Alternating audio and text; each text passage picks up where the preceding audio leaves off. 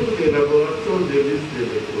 Le groupement politique de la majorité présidentielle était ce 10 décembre 2020 face à la presse nationale et internationale. Le but étant d'éclairer l'opinion sur les questions d'actualité. Au cours de ces échanges, cette assemblée, conduite par son président intérimaire, a tenu tout d'abord à tordre le cou aux multiples déclarations tenues récemment par les partis de l'opposition selon lesquelles il n'y aurait pas eu consensus à Madingu. Le consensus, c'est les deux positions existent. Il faut transférer tout ça, transmettre tout ça au gouvernement de la République qui validera l'une ou l'autre des deux positions. Et c'est ce qui a été fait. Il y a eu consensus. Concernant les deux positions exprimées à la concertation de Madingu, la majorité présidentielle dit avoir son penchant sur la révision extraordinaire des listes électorales.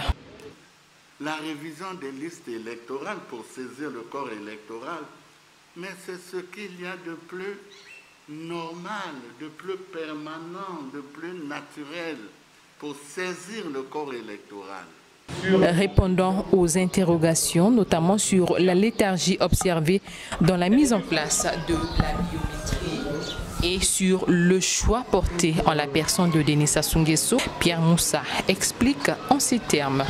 Cette biométrie doit être adossée au RGPH, au recensement général de la population et de l'habitation, qui est en cours, mais qui n'est pas encore terminé.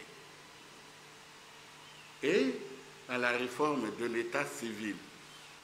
En tout cas, la majorité présidentielle pense que de tous les chefs de la majorité présidentielle, c'est le président Sassou qui réunit le plus d'atouts, vu sa très grande expérience, vu sa passion de la paix. Toutefois, il revient de souligner qu'au regard de toutes les déclarations tenues à leur retour de Madingu, tant par l'opposition que par la majorité, force est de constater que la classe politique dans son ensemble se réjouit de la participation de tous les 45 partis politiques reconnus par le ministère de l'Intérieur. Un record a souligné en toute fierté le président par intérim de la majorité présidentielle qui a saisi l'opportunité pour lancer un appel à la responsabilité à toute la classe politique.